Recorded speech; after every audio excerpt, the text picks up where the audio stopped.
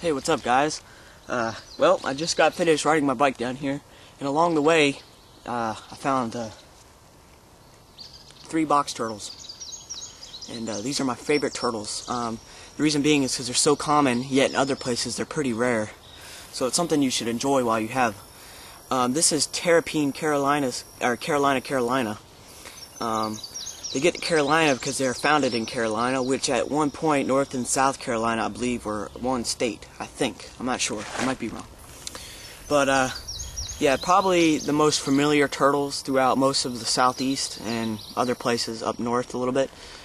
Beautiful Indian painting-like patterns on their shell. Speaking of Indians, up in New York there was an Indian tribe that actually used to bury their ancestors with them. So they're actually pretty much extirpated from New York's, the state of New York, because they would bury hundreds of them with their ancestors. So it's pretty sad, you know, but I believe if someone up there tried to do like a reintroduction program, I'm sure they could be back. But one of the most distinctive things about box turtles is how they got their name. It's actually because they can close up just like a box.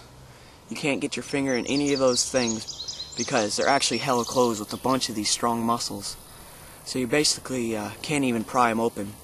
And what's interesting is that these two have completely different color bellies. This one's more of a vanilla, burnt vanilla color, and this one's more of a chocolate brown.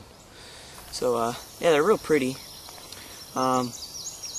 Males generally average about 10 inches in length, and females average about 6 or 7 inches.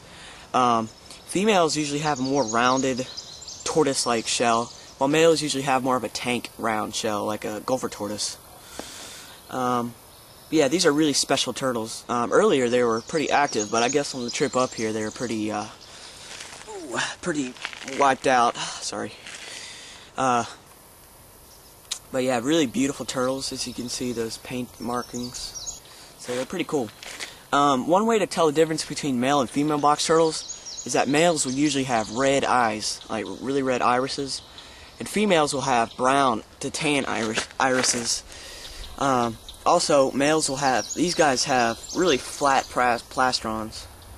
As you can see, it's just really flat, really not much concaveness. But males will have a really big dip in the belly of their shell, plastron. And females usually have really short, stubby tails too, while males have long tails. So, when I was little, I used to keep box turtles as pets. You know, they're just really great pets if you know how to care for them. But, you know, if you see one in the wild, I wouldn't really take it, especially an old adult, because that's what they're used to most of their life.